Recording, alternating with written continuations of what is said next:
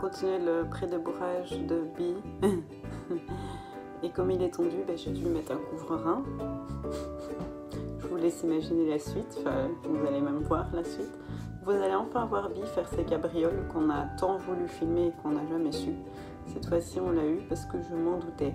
Le fait qu'il y ait quelque chose sur ses fesses, c'est juste pas possible pour lui. Donc, je vous laisse avec ça. À toutes!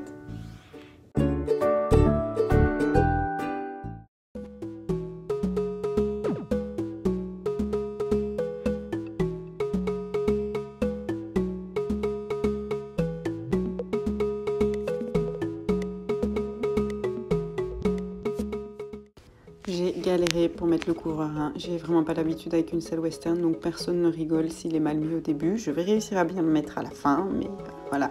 Donc il y a aussi de ça aussi qui fait qu'il part en saut de mouton. En plus j'avais oublié d'attacher sa queue au couvre-rein, enfin vous allez voir tout de suite. Ça va être rapide.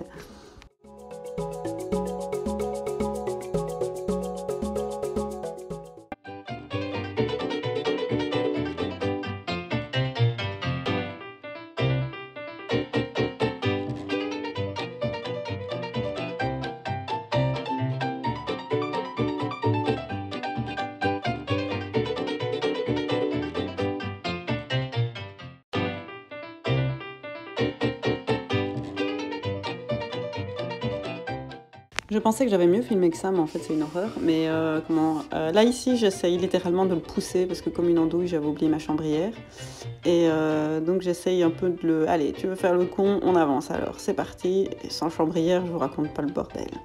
Et j'avais mon compagnon qui malheureusement a voulu rester avec moi dans la piste, mais il me gênait plus qu'autre chose. Donc voilà les fameux sautes-moutons de Bi. On va réussir à le calmer et bizarrement après...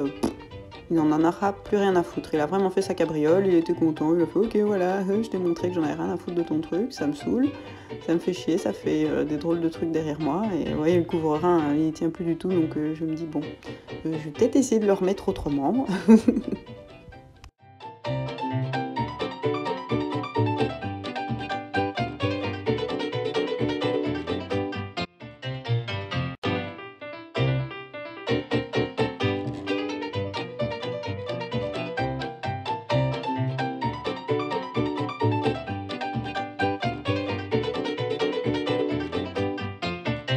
Wouhou, c'est reparti, yeah. Bon, je vais remettre le couvre-rein après comme il faut parce que ça repart alors que j'ai complètement changé la manière de le mettre. Et là je me suis dit mais putain c'est pas possible, j'en ai marre. Et puis je fais ah j'ai oublié de mettre la cordelette à ses fesses. Bon, je sais pas si c'est ce qui a fait la différence, mais je pense aussi ici il va se calmer tout seul si je me rappelle bien. Voilà, ici c'est déjà fini, voilà. Il a fait ce qu'il avait à faire et c'est bon. Mais je vais quand même remettre le couvre-rein comme il faut.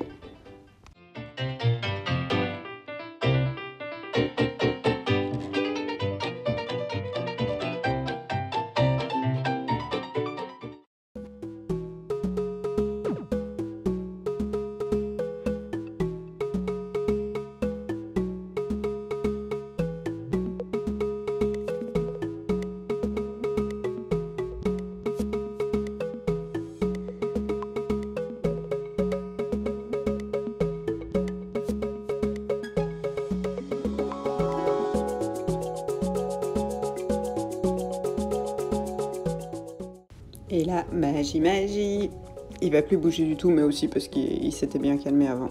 Donc voilà, grosso modo. Et puis après, je pense qu'on a refait un petit peu de pied à l'étrier, etc.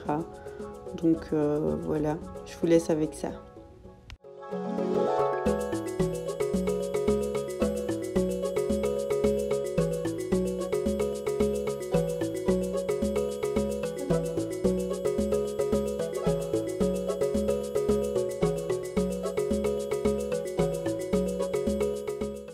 Ah oui, c'est vrai, je vais essayer la longe à mon compagnon qui a jamais bité rien aux chevaux, donc c'est la première fois de sa vie qu'il va faire ça.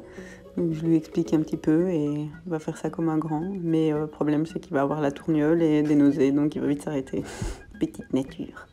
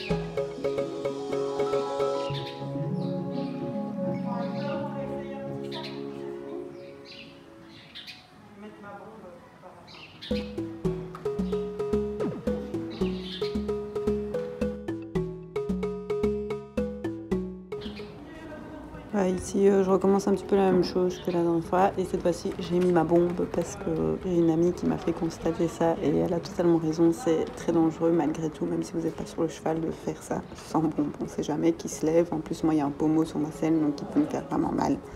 Donc voilà. Grosso modo, c'est tout. Je vais m'appuyer sur les étriers et je vais retaper sur la selle, mais cette fois-ci, je vais vraiment rester sur lui, par contre, un petit peu plus longtemps. Et il bouge pas. Un petit peu, mais ça reste raisonnable.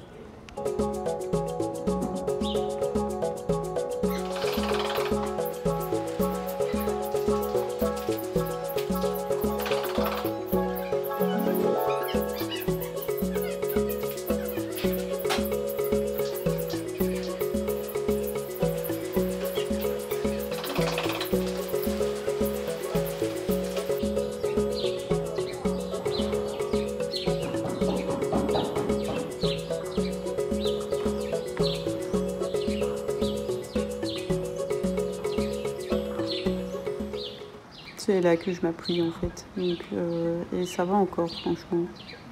Et ici je mets vraiment le plus de poids que je peux, il recule à chaque fois, mais je vais à chaque fois avancer, hein, vous me connaissez maintenant.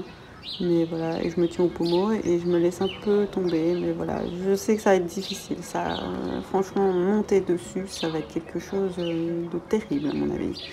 Bon, enfin, ce ne sera pas moi, ce sera Annick, c'est pas pour moi ça.